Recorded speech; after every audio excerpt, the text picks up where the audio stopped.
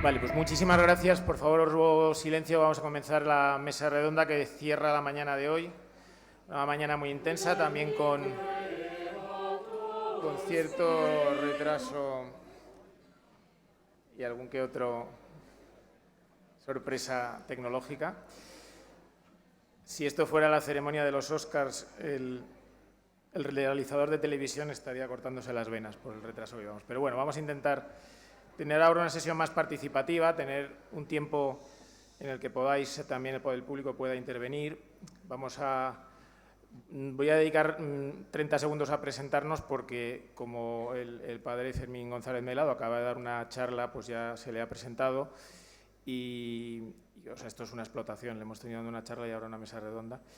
Y a mi izquierda tengo a Nuno Enríquez, que no necesita ninguna presentación en esta casa, como sabéis, catedrático de genética.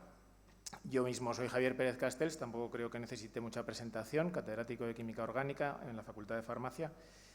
Y los tres vamos a tratar en esta mesa redonda de bioética, eugenesia y genética, o sea que es una mesa mucho más general, ¿no? Verdaderamente estamos ante una nueva eugenesia. La mecánica que vamos a seguir es que yo voy a hablar, cada uno de los tres vamos a hablar, pues esperemos que un poco, unos máximo 10 minutos. Después de mí serán Nuno y finalmente Fermín. Y luego pues os daremos la palabra y espero que haya participación. Si no, pues nos pondremos a charlar entre nosotros, pero espero que no sea el caso. Bueno, ¿de qué estamos hablando? Ha habido un interés desde siempre en intervenir en la descendencia humana, ¿no? Pero lo que ha cambiado desde la antigüedad ahora es que antes era más desde el poder y con deseos supremacistas, raciales, geoestratégicos. Y ahora parece que la cuestión se ha movido hacia como de lo público a lo privado, ¿no? Como hacia la búsqueda pues más bien de un negocio, más bien de resolver problemas individuales de la gente. Dentro de eso hay muchas variantes, hay cuestiones de tipo de mejora, hay cuestiones de tipo de prevención de enfermedades, etc., ¿no?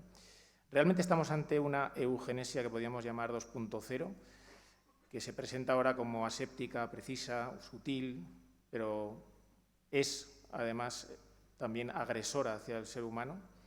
Está volviendo la eugenesia a nuestras vidas y además hay control, es decir, realmente tenemos mecanismos y debates suficientes para que se haga lo que se deba hacer, porque todo el mundo creo que estará de acuerdo en que no se debería dejar a lo que pueda hacer la técnica donde se sitúa el límite de lo que se hace, ¿no?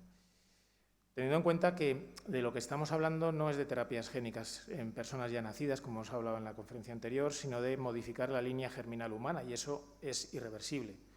Y por lo tanto tiene unas consecuencias que difícilmente podemos establecer, ¿no?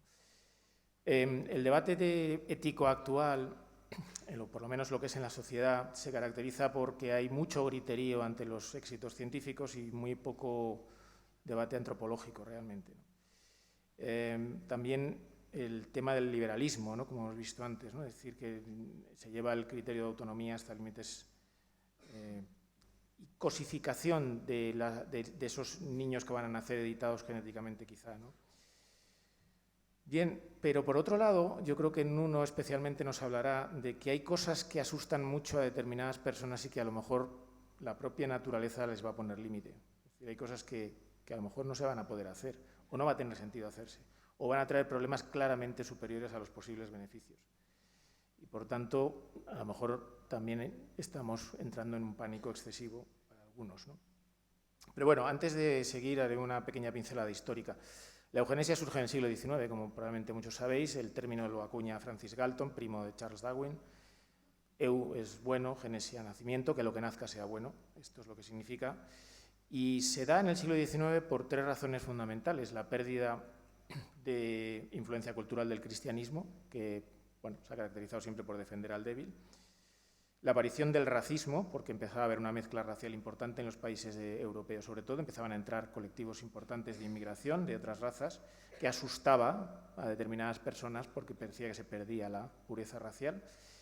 Y pues las mejorías en higiene y en medicina que hacían que sobrevivieran muchas personas que entonces se denominaban depravadas, que no lo hubieran hecho en tiempos anteriores. Esto asustaba, se decía que había que corregir y dejar de hacer una especie de selección dirigida desde el Estado para evitar pues, la depravación racial, etcétera, ¿no?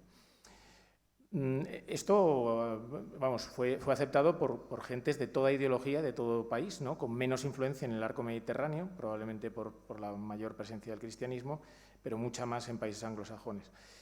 Y fue la Alemania nazi los más avezados en poner en práctica lo que no habían desarrollado realmente ellos, o que se había desarrollado más bien en otros países, pero fueron los discípulos aventajados, y con el colapso del nazismo se produce el descrédito total de esa eugenesia primera, ¿no?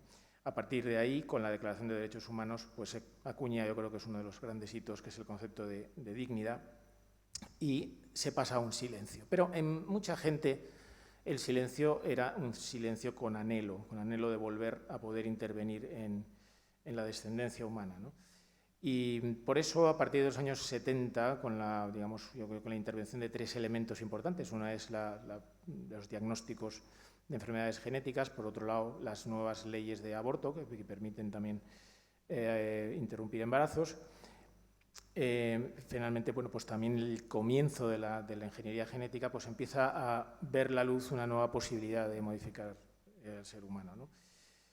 Bueno, y lo que se está haciendo con apoyo ético. Bueno, pues por una parte, a veces las técnicas de edición génica van más deprisa que lo que da tiempo a cambiar en el mundo de la bioética.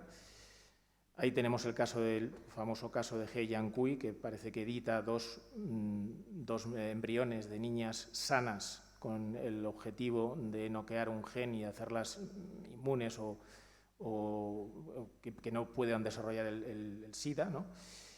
Fijándose en una variación genética que ocurre en el norte de Europa, que parece que hace que esa población no desarrolle la enfermedad. Ese es un caso que cayó en el descrédito. Además, hay mucho oscurantismo, no se sabe muy bien cómo van evolucionando esas niñas. Pero el caso es que tenemos una prueba fehaciente de que a veces, aun lo que no se debe hacer, se hace, porque lo permite la técnica, si es que es así, ¿no? Porque tampoco se sabe si realmente consiguió su objetivo, etcétera. Bueno, no se sabe claramente, ¿no? Por eso se ha hablado de la posibilidad de una moratoria, y pues nos vamos a preguntar también si esa moratoria se está haciendo. Y también hablaremos de ética, ¿no? ¿Qué se dice a favor, o qué dicen los que están a favor de que se pueda modificar la línea germinal humana, de que se puedan alterar embriones y que esas alteraciones pues, pasen a la descendencia?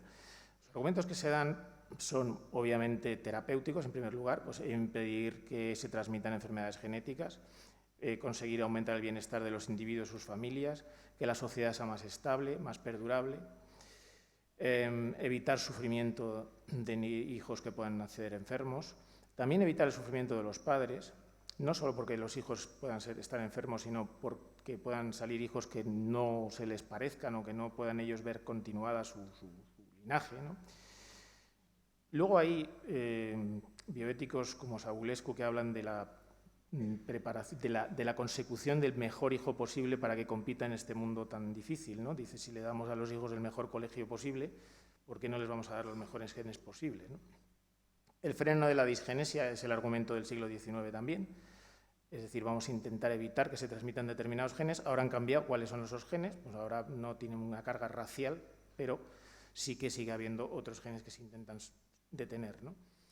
Luego, por supuesto, la sostenibilidad del sistema sanitario, que a mí en la conferencia anterior me ha gustado mucho, porque yo creo que ese es el tema central, ¿no? Todo el sostenimiento de personas enfermas cada vez es más costoso y los recursos son limitados, ¿no? Y entonces, bueno, también el buenismo, simplemente ideologías de tipo liberal, vamos a conseguir que la humanidad dirija su propio destino, su propia evolución, en lugar de que sea una cosa natural o basada en el azar. Y el liberalismo reproductivo, es decir, que bueno, al fin y al cabo los padres deciden, ¿no? Que puedan diseñar incluso, puedan modificar sus hijos, por qué se lo tiene que impedir. Hay una especie de pinza de tenaza ahí curiosa, ¿no? Entre personas de una mentalidad muy liberalista, pues que piensan que esto se debe permitir por un libre que las industrias ofrezcan, que la gente compre si quiere, a lo que le parezca, junto pues, con posiciones que están como al otro lado del espectro, que piensan que lo que se trata frenando este tipo de metodologías o de métodos es imponer una determinada moralidad, una determinadas ideas de tipo más bien religioso, ¿no? Bueno, en contra de todo esto se pueden argumentar muchas cosas. Reducción de la biodiversidad humana, que puede ocurrir si, digamos, que las modas nos llevaran a seleccionar determinada genética. Considerar o la discusión de qué es lo que es bueno genéticamente, si es que existe, ¿no? Eso puede estar, pues, como digo, sujeto puede estar a moda, es muy discutible. Si dejamos que algunos fenotipos desaparezcan, pues también recortamos la libertad de generaciones futuras, ¿no? No les podemos preguntar, obviamente. Después, el determinar también qué son desórdenes indeseables graves, ¿no? Que haya que evitar, dónde está ese límite, ¿no? ¿Cuál es el nivel de discapacidad que justificaría la intervención, ¿no? Porque además, si eso avanza, pues lógicamente el nivel iría también disminuyendo, ¿no? Y acabaríamos interviniendo con, bueno, pues con pequeñas disfunciones que a lo mejor no son nada graves, ¿no? Llegaría incluso el momento a considerarse personas a lo mejor con desviaciones de la normalidad que hoy día no se consideran así, ¿no? Bueno, estamos priorizando, estamos realmente legislando o discutiendo esto pensando en los niños que van a nacer, o estamos otra vez focalizados en los derechos a ser padre, como hemos hablado también, antes he mencionado, que no son donde tenía que poner el foco, desde luego donde no tiene que poner el foco las autoridades, ¿no? No es en el derecho a ser padre, sino en los derechos de los niños, ¿no? Y después la imposibilidad de establecer un consentimiento informado, ¿no? Evidentemente hacia generaciones que no han nacido y que no existen siquiera, ¿no? ¿Podemos entonces modificar el genoma de una persona que va a nacer? ¿Es lícito? Porque esa persona cuando nazca va a tener una sensación sobre su vida que más que de agencia va a ser de edición. No somos constructores o no seremos constructores de nuestras vidas, no serán constructores de sus vidas, sino que simplemente van a ser editores de lo que han diseñado otros. Una sensación de cosificación que puede ser muy, muy dura, ¿no? Debemos entonces establecer derechos de respeto a la identidad genética. Debemos fijarnos en los derechos de esas generaciones futuras más que en la de sus padres. Y luego, esos genomas que se diseñarían, no sé si fuera posible, verdaderamente son mejores que los otros. ¿Qué es quién o qué determina qué es un buen genoma, si es que existe, ¿no? Bueno, pues todo eso espero que se debata aquí y yo ya me voy a callar y voy a pasar la palabra a Nuno para que nos hable de si realmente tantas cosas que se dicen que se pueden hacer de verdad o tiene sentido hacerlas. Muy bien, pues muchas gracias. Bueno, vamos a ver. Yo creo que como todos hemos asistido, o como todos sabemos ya, tanto por la prensa como por nuestros estudios, sabéis que en las últimas décadas ha habido unos avances tecnológicos y científicos brutales. Sabemos un montón de cosas y se pueden hacer muchas cosas desde un punto de vista genético. También sabemos cómo ha sido bastante bien la historia evolutiva en los últimos tanto miles como millones de años, e incluso sabemos que se pueden sacar variedades domésticas de plantas y de animales con cierta facilidad y hemos diversificado muchísimo estas posibilidades en especies domésticas. Entonces, muchas veces, claro, uno se presenta, bueno, ¿y la humanidad? ¿Por qué no podemos hacer lo mismo? Podemos librarnos de enfermedades, podemos vivir mucho más tiempo, podemos quitar una serie de otros trastornos o podemos incluso mejorar la inteligencia o la belleza o lo que uno quiera. Bueno, y en función de esto se ha llegado pues, prácticamente a dos bandos distintos. Por una parte, ya conociendo, como comentaba antes Javier, las cuestiones de la Guerra Mundial, etcétera, cosas que pasaron hace 90 años, por ahí, 190 años. Dicen, bueno, es que esto se puede hacer bien, se puede hacer quitando los errores del pasado, se puede seguir principios éticos, se puede hacer con el consenso de todo el mundo.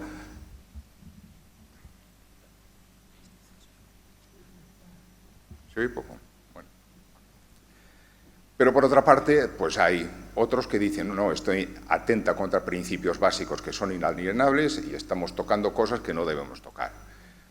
Vuelven a decir los primeros, ya, pero es que el fin es benéfico y esto se puede hacer bien, pero todo el mundo sabe que cuando alguien dice esto se puede hacer bien, pues es con casi seguridad de que también se puede hacer mal. Y entonces dice, pues sí, pero se presta maleficencia. Bueno, los primeros dicen, ya, pero como se puede hacer bien, debe hacerse, y los otros dicen, no, debe prohibirse. Y un poco en medio de estos dos extremos, pues la mayor parte de las personas que no han pensado mucho sobre ello, realmente uno se pregunta, por una parte vemos que hay puntos positivos de los dos lados, aspectos que son defendibles, pero ¿realmente uno puede hacer esto? Y lo curioso es que estas dos posturas están de acuerdo en dos postulados previos que, por una parte, dicen el concepto de mejora humano es posible. Y segundo, tenemos los medios y los conocimientos para hacerlo. Discutimos si se debe o no se debe hacer, pero en el fondo estamos de acuerdo, porque si no estuviésemos de acuerdo en esto, no estaríamos discutiendo si se debe o no debe hacer, estaríamos discutiendo si se puede o no se puede hacer desde un punto de vista puramente, digamos, logístico. Y ahí precisamente es donde yo discrepo con todos, es en esos dos primeros puntos. Yo creo que hay razones suficientes en la ciencia, en la técnica, en el conocimiento y en los libros de texto para, yo casi diría, poner de parte el concepto de eugenesia. Quizá esto parezca un poco osado, pero espero que se pueda ver hoy aquí con cierta claridad. Entonces, en primer lugar, deberíamos fijarnos aquí unos pocos conceptos asociados a la eugenesia para saber de qué estamos hablando. Por una parte, estamos hablando de alterar el patrimonio genético de la humanidad. Por lo tanto, estamos hablando de gametos, de embriones, de personas en edad reproductiva. Cualquier terapia génica o terapia de cualquier tipo que no afecte a las siguientes generaciones, evidentemente no se puede encuadrar desde un punto de vista eugenésico, sino que eso es una terapia como otra cualquiera. Puede ayudar a las personas a sobrevivir, a vivir mejor o lo que sea, pero no va a alterar el patrimonio genético de la humanidad. Segunda cuestión, si estamos hablando del patrimonio genético de la humanidad, estamos hablando de la humanidad entera. Por lo tanto, estamos descartando también una idea que muchas veces sale en películas de ciencia ficción de crear, yo que sé, una cepa de guerreros descerebrados que sean máquinas de matar y que eso sea, en cierto modo, un callejón sin salida. Es una transformación humana, pero es dedicada a un fin concreto y nadie plantea que eso se pueda aplicar a todos. De hecho, los mismos diálogos platónicos que hablan en este sentido se ha interpretado mucho como eugenesia, pero para mí no es más que una mejora genética muy bien planteada de algo que en ningún momento se plantea que fuera a cambiarse la humanidad en ese sentido. Y quien dice unos guerreros descerebrados puede hablar de muchas más cosas. Y en tercer lugar, que esto habría que mejorar en un sentido que todos entendamos como mejor, es decir, digamos, unos ideales comunes a todos. Estos son tres cosas que tienen que estar implicadas. Por lo pronto, hay una serie de impedimentos de orden puramente práctico. Por supuesto que no invalida conceptualmente la eugenesia, pero que sí lo haría difícilmente aplicable, o yo diría casi imposible de aplicar. Como bien sabéis, todos estos que os veo aquí tan cerca, que habéis cursado genética de poblaciones hace poco, os podía poner una pregunta de examen de cuántas generaciones hace falta para reducir una enfermedad genética rara a la mitad. Y seguro que todos sabríais de qué fórmula tirar, hacer unos cálculos y decir necesitamos 1000 y pico generaciones aproximadamente. Perdón, 1000 y pico años, 40 y tantas generaciones, para dividirlo por la mitad. Es decir, si en este momento hay un tanto por cien de albinos, de enanos o lo que sea, y vosotros decís sacrificaros, por supuesto, aquí voy a dar unos cuantos ejemplos de orden puramente académico, pero yo no tengo intención de matar a albinos, ni matar a enanos, ni matar a nadie, ¿de acuerdo? Son ejemplos puramente académicos y no os asuste nadie por la terminología. Bueno, y eso sabríais hacerlo. Es decir, si nosotros decidimos eliminar o sacrificar o simplemente apartar a todos esos enfermos de las enfermedades genéticas raras, no es porque vayamos a cambiar el patrimonio genético de la humanidad, sino sencillamente porque no queremos verlos o no queremos soportarlos, ¿vale? No queremos mantenerlos. No porque vayamos a alterar el patrimonio genético, porque también sabéis, los que hay aquí, que hay una cosa llamada equilibrio, mutación, selección y que no podemos salirnos de ahí. Eso es pura ciencia, insisto, no altera el concepto en sí de la eugenesia, pero hace que no sea aplicable del todo. Pero luego ya vamos, quitando este problema, vamos más a centrarnos en esta cuestión. Hemos hablado ya varias veces, ya se han escuchado aquí más de una vez, el término diagnóstico genético. Es cierto que hoy en día hay técnicas para poder detectar cualquier mutación en nuestro genoma, cualquiera. Algunas que pueden ser difíciles de hacer porque pueden ser reordenaciones complicadas, pero es siempre posible y la mayor parte de ellas son incluso baratas. Ahora bien, el diagnóstico genético no se limita a decir aquí hay una A donde debía haber una T o una G. Esto necesariamente es bueno o malo.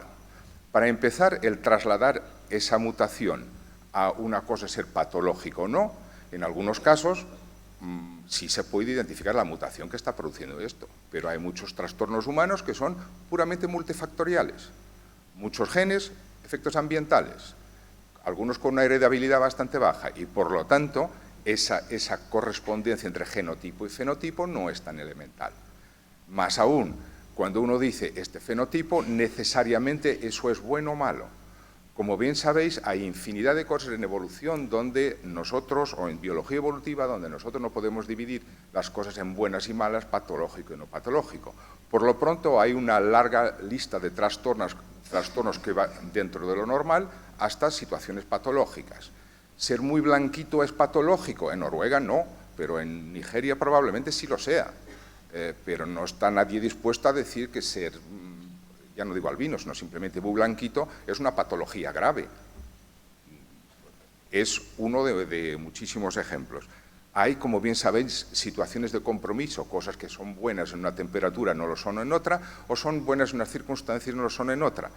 Y un gen puede ser bueno en un momento y malo en otro. Creo que os ponía en algún ejemplo en que decían el 8% de los españoles tiene un gen que produce una propensión al infarto. Eso es malo. Y la primera pregunta que debíamos hacernos es lo mismo que la historia de la valla de Chesterton, en que si no sabes por qué una cosa está ahí, no la cambies antes de estudiarlo bien. Si el 8% de los españoles tiene esto, no es más que un ejemplo, ¿por qué lo tiene? ¿No será que eso es bueno para otra cosa? Porque indiscutible que infartos no es bueno. ¿Cómo es que lo tiene el 8%? No debería haber la solución, la selección natural, haber eliminado eso. Si eso está ahí, puede ser por algo.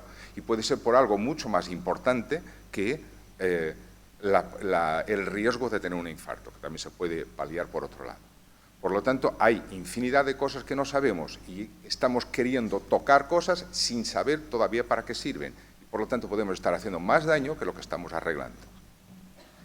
Muchas de esa variación tiene que ver con dónde y cuándo unas cosas buenas. Antes lo había dicho para el caso de ser clarito, pero se puede referir casi a cualquier punto de variabilidad humana. Esto puede ser en un momento bueno, en otro con contaminación o sin ella, puede ser malo. Y por lo tanto estamos actuando sobre cosas que no sabemos en absoluto. Y claro, dicho esto, pues casi parece que todo es imposible, ¿vale? Pero entonces uno dice, bueno, un momento, esto en el fondo sería aplicar una especie de selección artificial a los seres humanos y nosotros hemos visto que la selección artificial funciona muy bien con animales y con plantas. ¿Por qué no podemos hacerlo lo mismo en personas? Porque hay aquí una diferencia conceptual, unas pocas diferencias conceptuales muy importantes entre una selección artificial o una eugenesia. Por lo pronto, la selección artificial es externa al sistema. Yo selecciono ovejas, unas u otras, por las ventajas que tienen para mí. Pero la eugenesia es dentro del sistema. El ser humano se quiere seleccionar a sí mismo. Y por lo tanto, aquí el bueno y el malo, para las ovejas está muy claro. Nosotros queremos seleccionar unas ovejas porque dan más lana, más leche o más carne. Pero por la ventaja que tiene para nosotros, no para las ovejas. Nadie se lo ha preguntado a la oveja qué opina. Y sin embargo, sí que estamos dispuestos a seleccionar personas por un bien que, mientras que para la oveja o de cara a las ovejas es un bien que todos estamos de acuerdo, hombre, lana es bueno para nosotros, carne es bueno para nosotros, ¿qué más había dicho? Leche. Leche es bueno para nosotros. Y ahora, ¿quién va a decidir qué es lo que es bueno para nosotros? Y exactamente bueno en qué circunstancias. ¿Vamos a seleccionar los blanquitos o los oscuros? Según donde estemos. Entonces, ya el mejor en la especie humana es algo muy difuso, por no decir muy discutible. Por otra parte, la selección en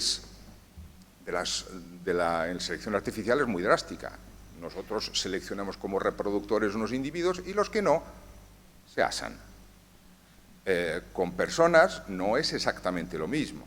Y por lo tanto, esto hace que eso asociado a los tiempos de generación sea mucho más larga una selección en personas que en ovejas. Entonces, claro, lo que estamos hablando, si antes decía 1000 años o más, estamos hablando de milenios para cambiar el patrimonio. No estoy diciendo para cambiar una persona, los descendientes de una familia, sino para cambiar algo, el patrimonio genético humano. Y entonces aquí nos chocaríamos inevitablemente con algo que se llama selección natural y que sigue ocurriendo. A ver, nosotros podemos seleccionar algo por algo que es bueno porque tenemos una previsión sobre el futuro inmediato. Pero si queremos seleccionar unas personas hacia un tipo mejor, es mejor cuando hoy o dentro de los 2000 años que lo vamos a conseguir en cierto modo. Sabemos, quién sabe cómo vamos a estar dentro de 2000 años para estar haciendo previsiones a 2000 años. Y quien digo 2 pueden ser 10.000 años. Por otra parte, muchas de nuestras características están establecidas por selección natural. Nosotros vivimos lo que vivimos por una serie de motivos. Pero una de las cosas que ahora se está persiguiendo de una manera y muy pagada por gente con dinero que quiere vivir para siempre es aumentar la longevidad. Se hablan de 160, 180 años, que puede vivir una persona con toda la facilidad del mundo, dicen. No me lo creo. Uno se pregunta, ¿es bueno vivir 160 años? ¿Querrías vivir 160 años? No lo sé, yo no, pero sobre todo eso es bueno para la sociedad, es bueno que todo el mundo viva 160 años. Las características se seleccionan por lo buenas que son para dejar descendientes. Y si uno piensa que una persona por vivir 160 años va a dejar más hijos, yo creo que sería justo todo lo contrario, dejaría menos. Todas las selecciones que hay hacia longevidad llevan a menos fertilidad. Y por lo tanto, cuando uno elige pareja es cuando tiene 18, 20, 20 y pocos años, no cuando tiene 135. Entonces creo que más que una mejora estaríamos empeorando muchísimo. Bueno, he tocado unos cuantos temas, pero supongo que veréis que todos ellos tienen mucho que abrir y diseccionar. Así que cedo la palabra para no prolongarme mucho más. Muchas gracias.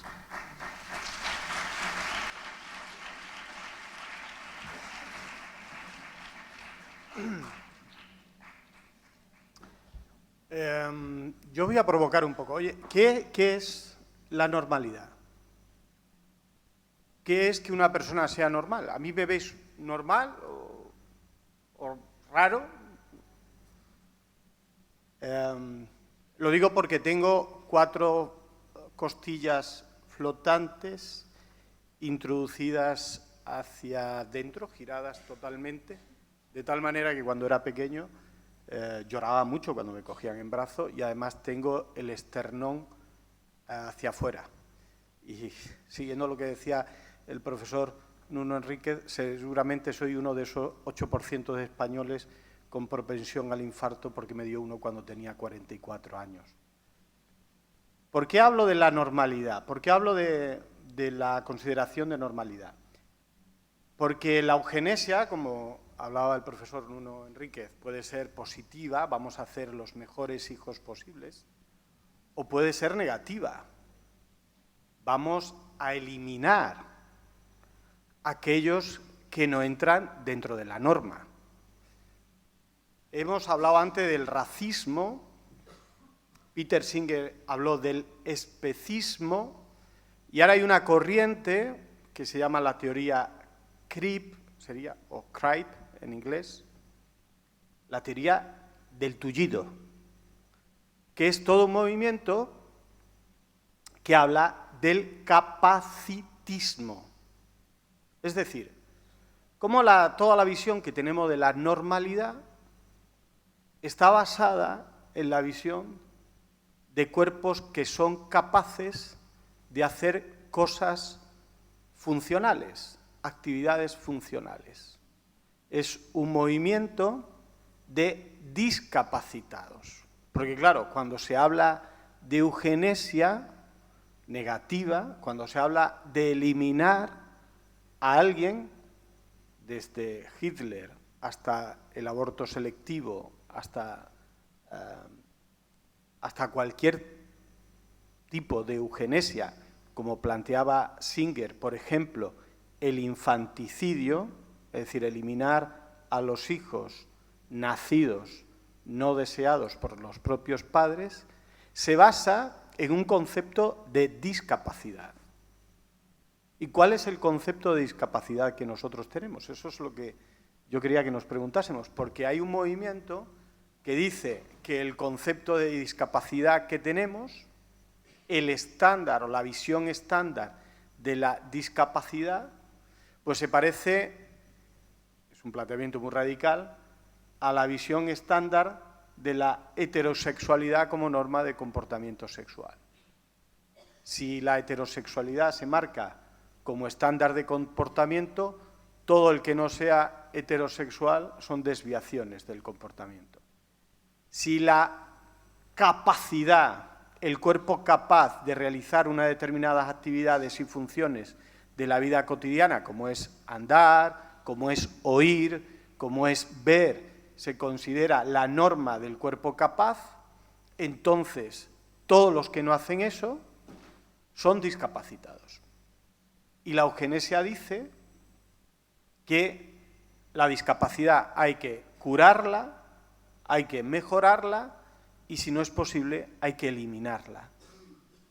Entonces, yo lo que quería presentaros algunas ideas de una determinada bioética que está saliendo, esa que son los estudios de discapacidad, esa teoría CRIP, que os invito a leer algunos de los ensayos, son relativamente recientes, y que nos plantean una visión estándar de la discapacidad que tiene que ver mucho con lo que hablábamos antes de cómo se entiende la calidad de vida.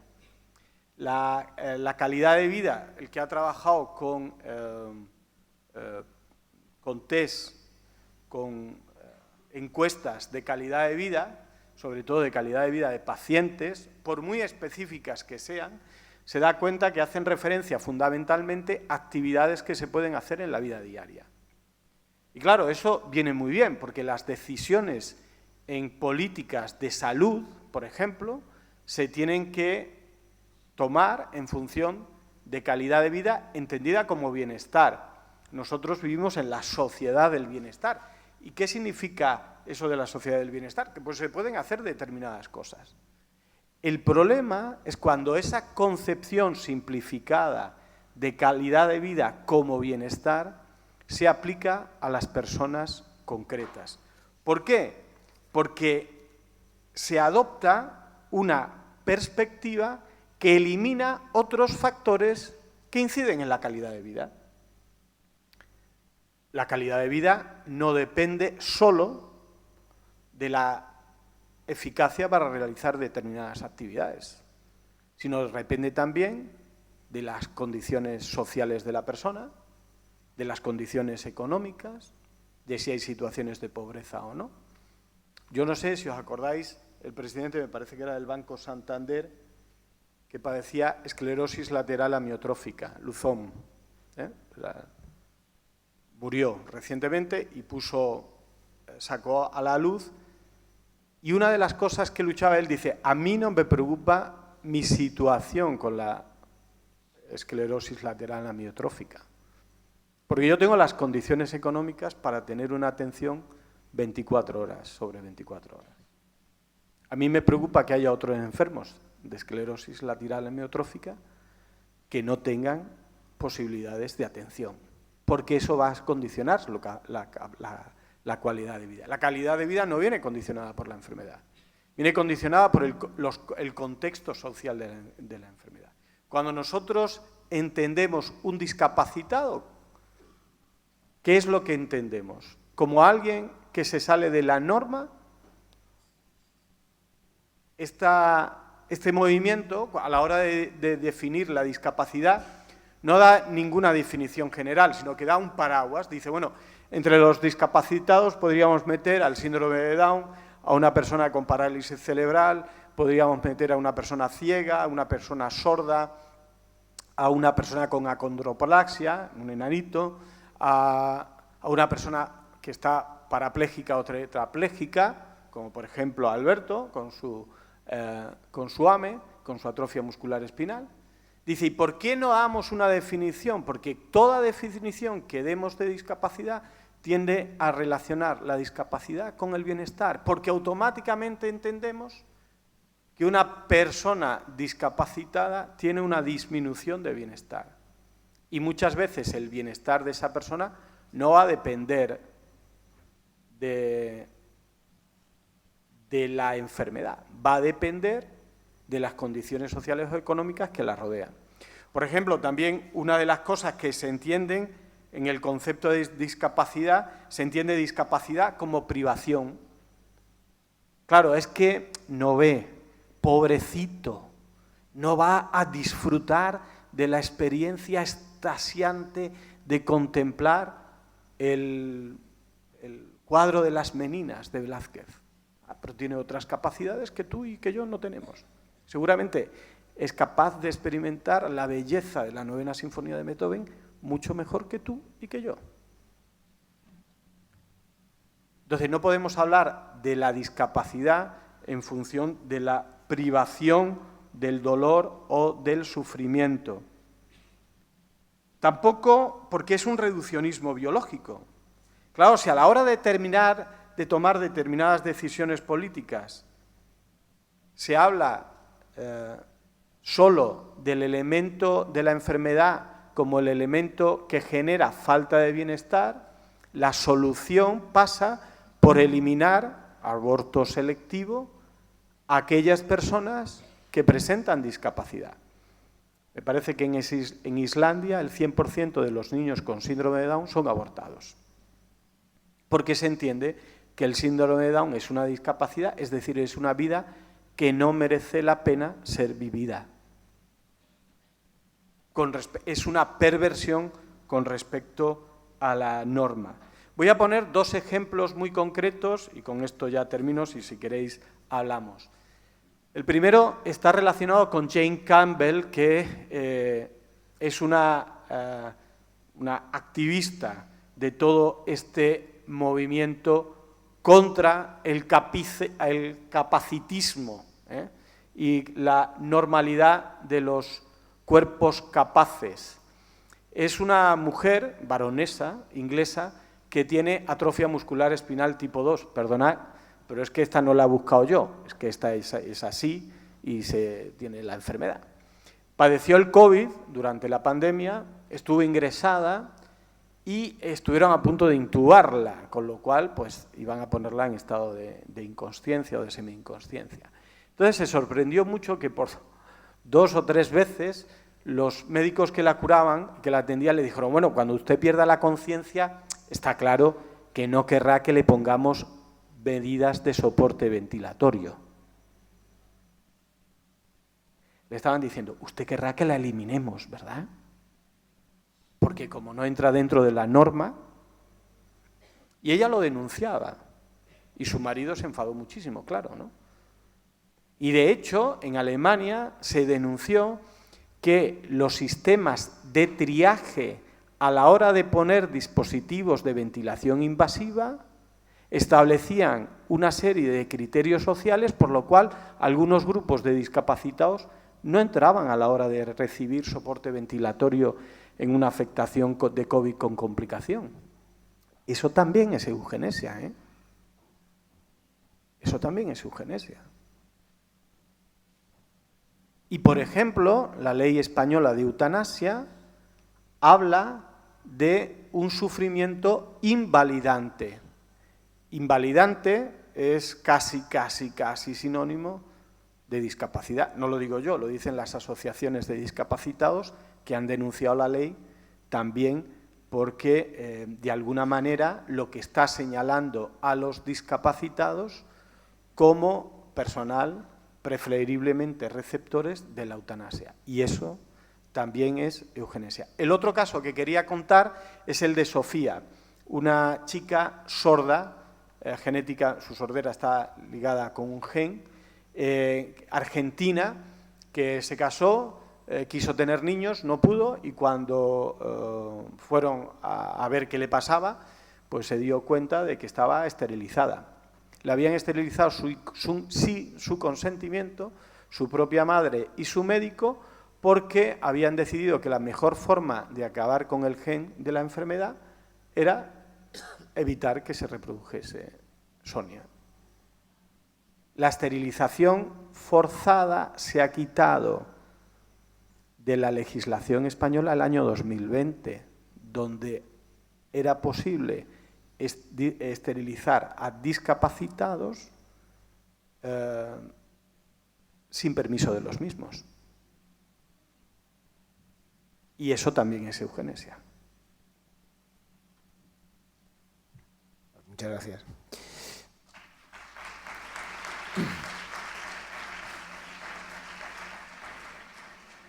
Bueno, vamos a primer turno de preguntas a ver si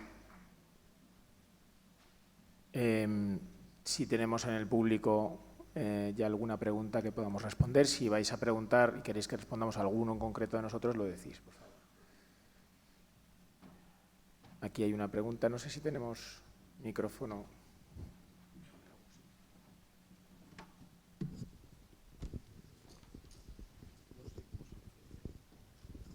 Gracias.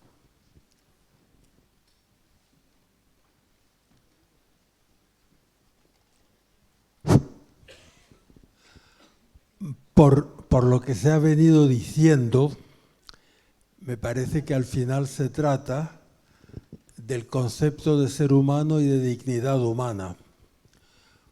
Porque desde que ya puedes eliminar a algunos seres humanos antes de nacer, por el aborto, porque resulta incómodo, porque su presencia o su existencia molesta, entonces ya se relativiza la dignidad humana y siempre se pueden encontrar criterios para decidir que tal o cual persona no merece la pena existir, eso está claro.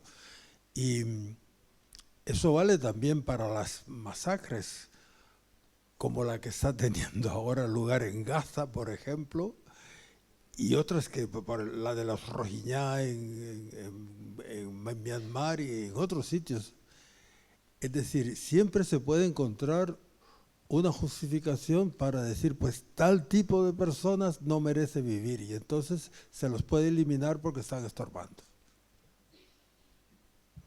Porque si se empiezan a hacer excepciones, como se hace con el aborto, pues ya simplemente hace falta buscar los razonamientos adecuados que siempre se encuentran.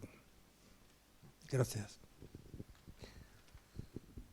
Bueno, por un comentario sobre eso, efectivamente, hemos empezado ahora a hablar de eugenesia negativa y es muy preocupante, pero yo creo que detrás de eso hay siempre ideas económicas, ¿no? Es decir, que es, por un lado, el gasto que supone que esas personas que traen algún tipo de problema va a tener sobre el sistema de salud, y no es casualidad que cuando llega la superinflación de los años 20 en Alemania es cuando se desarrolla todo el movimiento eugenésico, porque se convence a la población de que no hay dinero o que el dinero de los impuestos se va a gastar en cuidar a estas personas y no va a haberlo para otras cosas.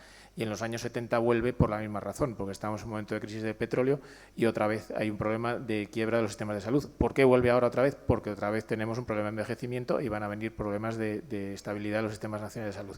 Pero ya no solamente lo que ha dicho antes Fermín con la teoría del capacitismo, ya no es solamente el consumo de recursos que va a tener la sociedad por cuidar a estas personas, sino que estas personas no van a producir, no están capacitadas para producir. Entonces, al final parece que se pierde dinero por todos lados.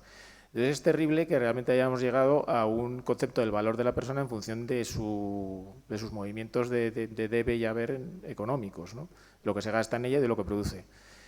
Y yo creo que hay que volver primero al concepto de dignidad como un concepto que no es medible, y que está, como sabemos ahora, en discusión, desgraciadamente. O sea, se está considerando por muchos como un concepto religioso, impuesto en las declaraciones de derechos humanos por una mentalidad religiosa y que, por tanto, no es aceptable como concepto universal. Eso por un lado, pero por otro es que además lo que estamos es dejando de lado cuál puede ser, por ejemplo, el aporte que tiene un niño síndrome de Down.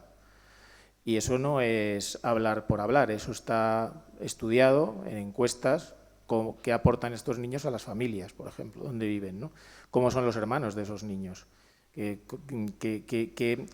cómo son esas familias, cómo están de unidas, cómo afrontan todas las dificultades de la vida, cómo esos otros hermanos son gente pues con mucha mayor responsabilidad, etcétera, etcétera, etcétera, o cómo simplemente despiertan en buena parte de la sociedad pues una serie de sentimientos, una serie de reacciones positivas que por supuesto que tienen un valor.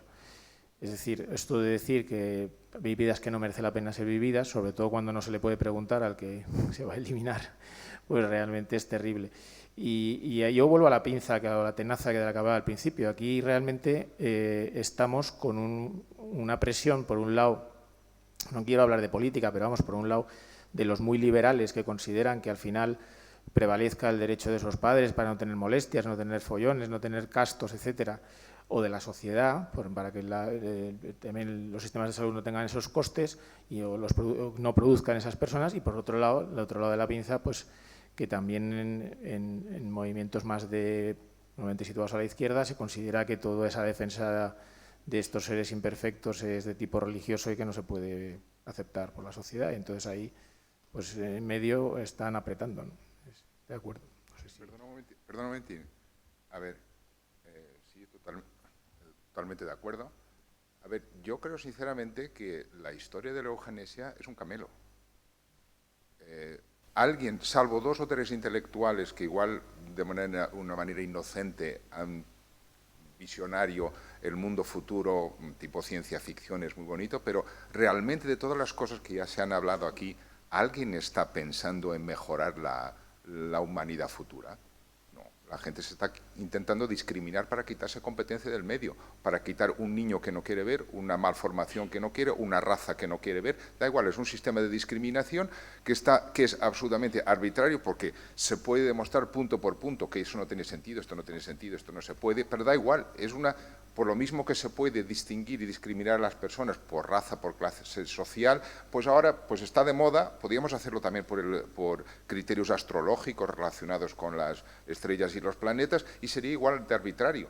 Por eso da igual en el fondo que muchas veces estemos diciendo esto no se puede, esto no es así, no hay un genoma humano perfecto, no podemos ser todos iguales, no debemos ser todos iguales, pero da igual. Ahora lo que mola ahora es hacer un análisis genético para decir tú tienes A y tú tienes B, por lo tanto tú sí, tú no.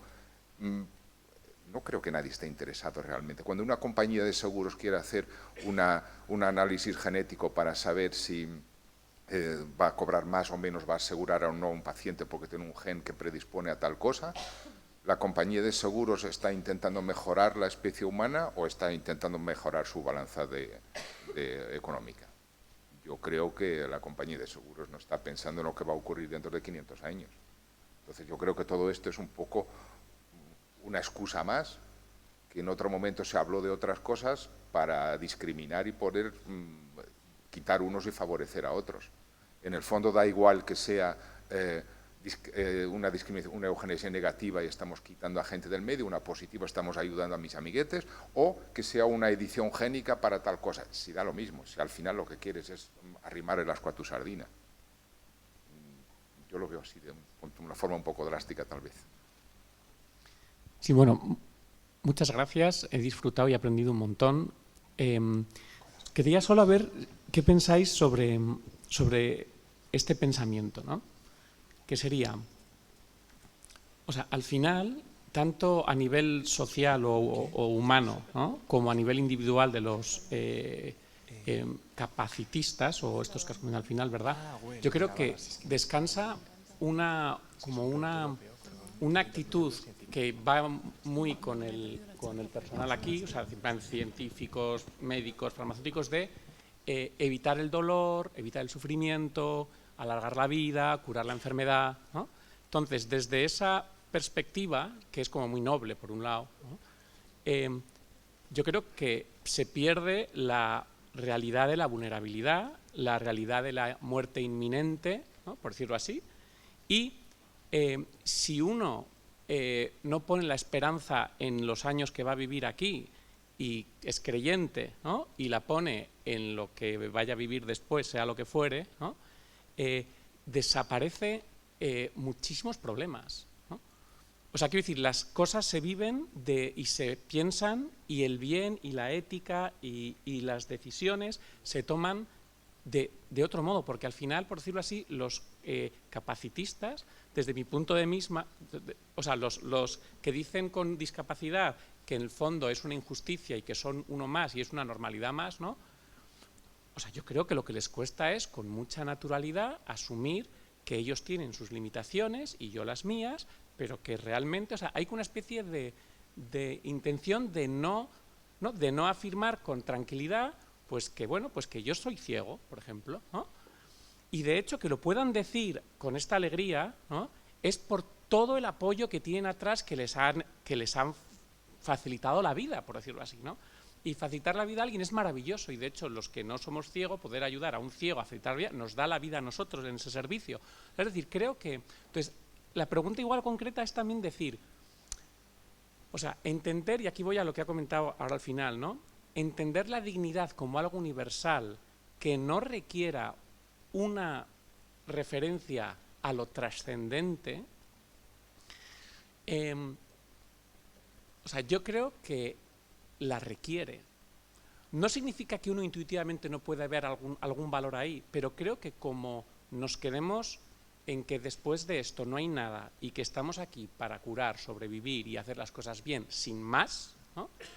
Creo que, o sea, siempre he echado de menos esa especie de enraizar la dignidad de lo que somos reflejo, no tanto en lo especiales que somos frente a otros. Me gustaría saber qué pensáis sobre esto. Tampoco lo tengo yo muy claro, la verdad, ¿eh? Es un poco también para que me ayudéis. Sí, a lo mejor yo me he explicado un poquito mal, ¿eh?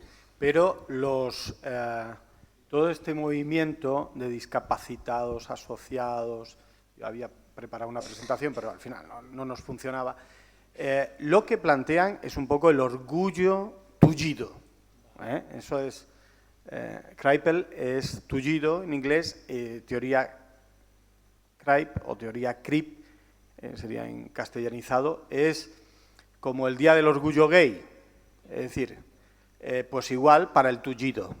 Y de ellos, por ejemplo, ponen un ejemplo, es cuando un ciego piensa que está acariciando al gato y está acariciando una piedra, ¿no? ¡Qué cegatada! Es decir, qué orgulloso de ser como soy. El problema es cuando a nivel político las decisiones se toman con una normalidad basada en la normalidad de los capaces. Porque, en teoría, para un discapacitado, los que estamos aquí, todos somos capacitistas, incluso cuando sentimos pena por una persona con una discapacidad. Y tenemos un prejuicio de que la calidad de vida de esa persona es menor por no tener alguna de las capacidades que yo tengo. Entonces, en ese sentido yo creo que es verdad que alguna cosita de complejo está detrás también, porque son muy radicales en los planteamientos, pero yo creo que también es un problema de cómo la sociedad plantea determinadas decisiones de tipo político y que, por lo tanto, son de tipo legal. Es verdad que cuesta mucho ir por las ciudades con una silla de ruedas, pero no es problema de la silla de ruedas, es problema de que las ciudades no están construidas para personas con silla de ruedas. Ese es el razonamiento. Entonces, eso por un lado. Eso significa, bien aprovechado, y por eso yo lo he traído aquí, para que lo reflexionemos entre todos, significa replantear también que la dignidad no puede basarse en la capacidad. Seguramente hay que darle una fundamentación antropológica mucho más profunda, que es que la dignidad de la persona se basa en el hecho de ser humano. La dignidad es algo que pertenece a la especie humana por ser humano. Si eso lo ponemos con una fundamentación trascendental, que podría ser desde el amor que hemos sido creados por Dios, la capacidad de relacionar, la capacidad de reflexionar, la capacidad de reflexionar sobre nosotros, pues sí, pero es una característica que nosotros nos damos por el hecho de ser humanos.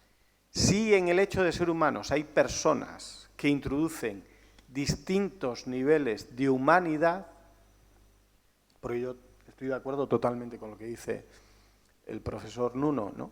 Que al final es una justificación para quitarnos a la gente del medio, pero las justificaciones se hacen por niveles de humanidad y la gente se elimina porque no se le considera humanos o porque se le considera menos humanos.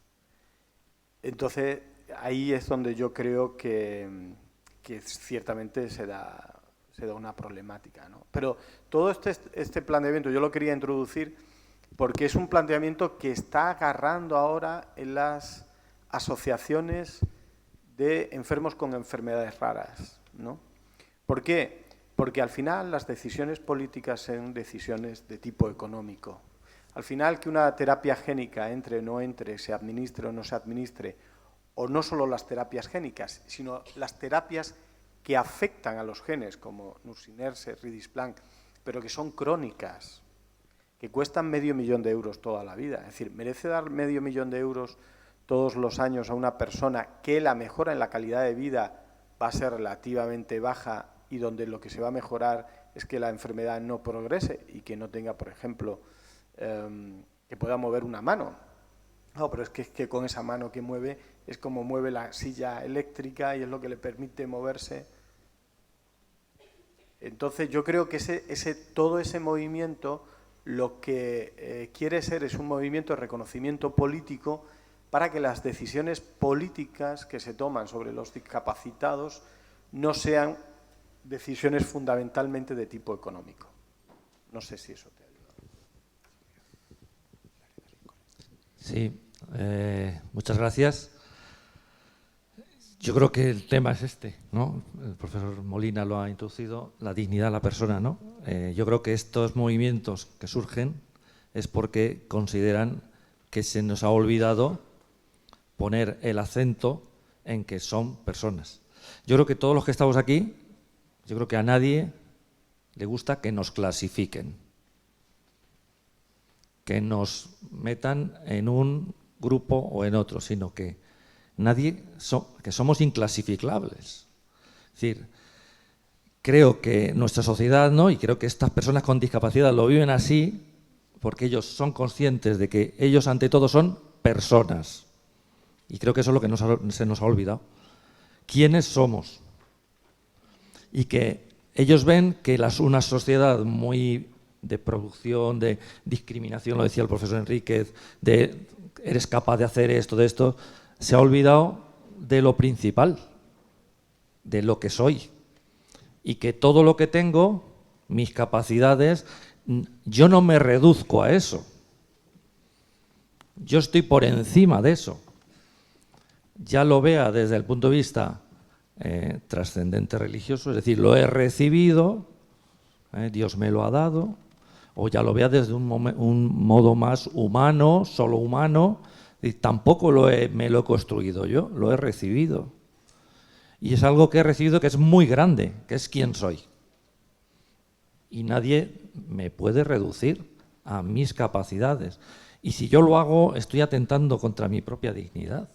O sea, ese valor que tengo es impresionante. Entonces yo creo que todas estas personas han sentido eso, de cómo una sociedad muy materialista que nos mide por lo que somos capaces de hacer, lo decía también el profesor Pérez Castell, ¿no? De lo que cuesto, de la molestia que soy, se sienten profundamente heridas en su corazón. Es decir, es que me están reduciendo a una cosa que tiene un valor material, económico. Bueno, por si... Yo quería hacer un comentario adicional, porque estamos hablando de la dignidad de estas personas y efectivamente tienen una dignidad propia, pero también tenemos que tener en cuenta algo que estábamos comentando antes, que es el sufrimiento, ¿no? Hay muchas de estas patologías, como ha comentado antes el profesor hablando de la AME, es el sufrimiento que se genera en estas personas y no solamente en ellas, sino en su familia, ¿no? Son dos factores muy importantes a tener en cuenta a la hora de decidir qué es lo que les podemos ofrecer o no como sociedad. Y eso es un punto de vista muy importante, porque el hecho de que esas personas vivan una vida digna también va asociada al sufrimiento que tienen que soportar por su situación, que es inherente a esa patología. Cuando ese sufrimiento sobrepasa un determinado nivel y nosotros como sociedad tenemos la capacidad de ofrecer una solución, creo que es nuestra obligación ofrecérsela. Otra cosa es el coste que se genera para darles esa oportunidad de superar ese sufrimiento, que creo que es nuestra obligación. Si no, nos estaríamos planteando poner o no las válvulas cardíacas, porque en el fondo es lo mismo. Es un avance tecnológico que se ofrece a un paciente cuando tiene una necesidad de carencia que le genera un sufrimiento. Y en este caso, en lugar de ser una válvula cardíaca, pues es una terapia génica con un vector viral. La tecnología ha cambiado, pero en el fondo se trata de lo mismo. Es decir, nosotros como sociedad somos capaces de ofrecer una respuesta a una patología que genera un sufrimiento. Y creo que es nuestro deber hacerlo. ¿Que los políticos van a tomar la decisión en base al coste económico que tiene?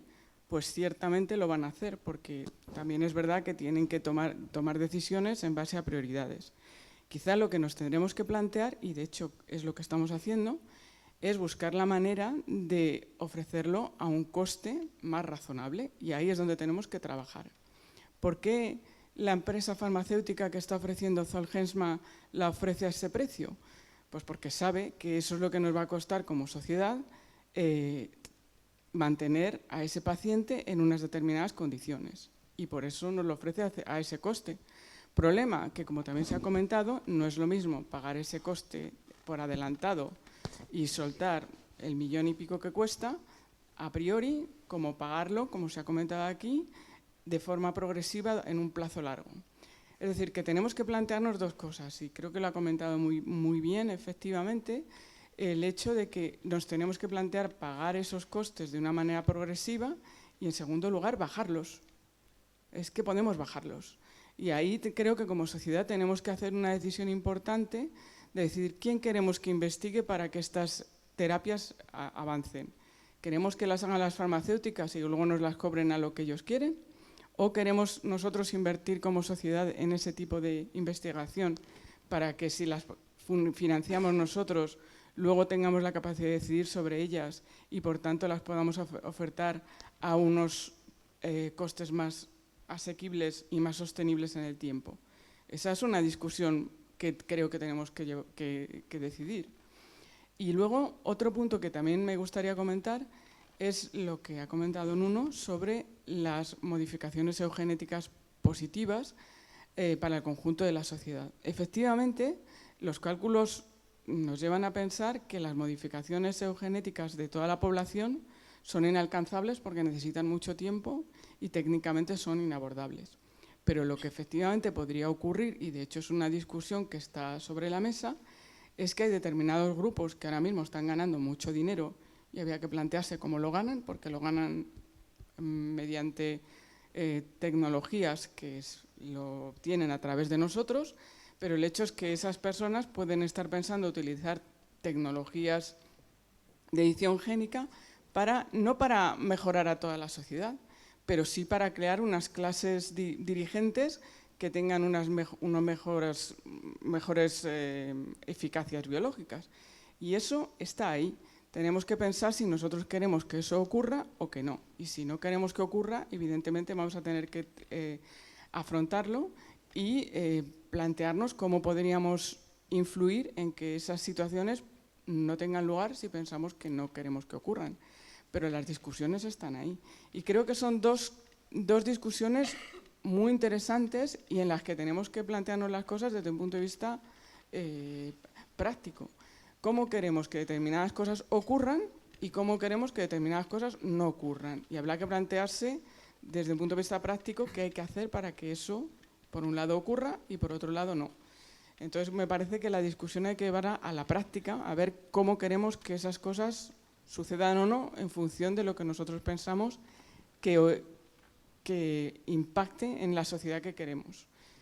Que creo que desde un punto de vista global todos queremos una cosa parecida, es decir, que el nivel general de la sociedad en su conjunto evolucione de una forma equitativa y solidaria.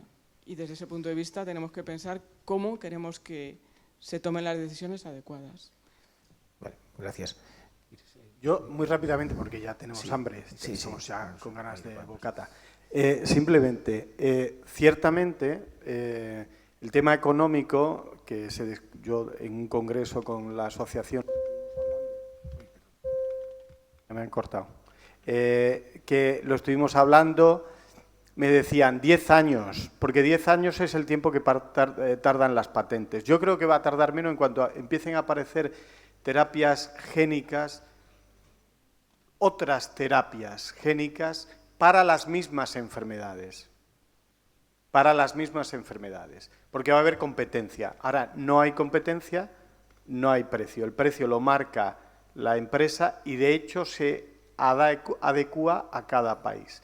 O pase como pasó con los retrovirales en el tema del SIDA y algún país asiático diga: yo no respeto las patentes y elaboro mis propios procedimientos de terapia génica siguiendo los protocolos de la empresa. El problema es que es un poquito más complicado que mezclar retrovirales, ¿no? Y luego, en la segunda cuestión, yo también veía muy optimista a Nuno. Yo tengo aquí una buena amiga también en la Francisco de Vitoria, pero sé que colabora aquí, que es Elena Postigo, que con el tema del transhumanismo, ella dice que no van a ser capaces de hacer nada a nivel global y tal. Y a mí no me preocupa lo del nivel global. A mí me preocupa la capacidad de modificación genética positiva que genere una simetría social, porque no nos engañemos. La edición genética es costosa, no la vamos a poder hacer todos, pero sí va a haber gente que la va a poder hacer. Entonces, igual que uno dice, Sabulescus, igual que elegimos los mejores colegios para los hijos, los que pueden elegir el mejor colegio, que lo pueden pagar. No sé si Nuno quieres... Sí que sigo discrepando. Que no va a ningún lado. Quiero decir, están haciendo una cosa absolutamente a ciegas y es mucho más probable que se estrellen que conseguir algo positivo. A lo mejor lo que intentan mejorar que sus hijos tengan... Yo el colegio lo puedo elegir para mis hijos por unas cuestiones palpables, medibles, contrastables con dinero, y todo eso se puede... Ahora, elegir los genes que van a ser buenos para mis hijos, yo ahí discrepo mucho y, por lo tanto, casi yo diría que lo dejen. Selección natural, se morirán ellos solos. En la naturaleza se defiende sola muchas veces, sí. Bueno, yo creo que vamos a terminar aquí. Como soy el que está en medio, simplemente voy a decir una cosa, voy a abusar de tener el micrófono, sobre el sufrimiento, que me ha gustado que se mencionara. Yo creo que estamos en una sociedad sufrimientofóbica, o sea, parece que hay que a toda costa eliminarlo.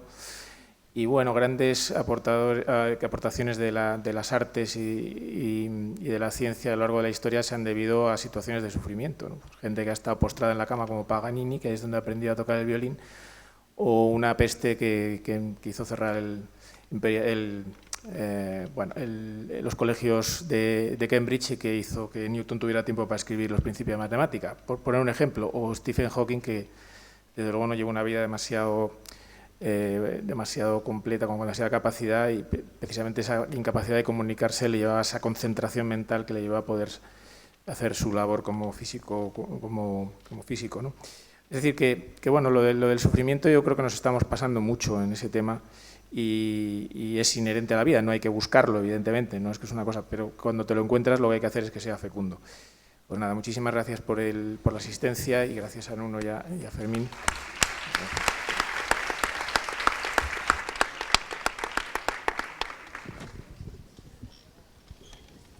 A las 3:30 volvemos.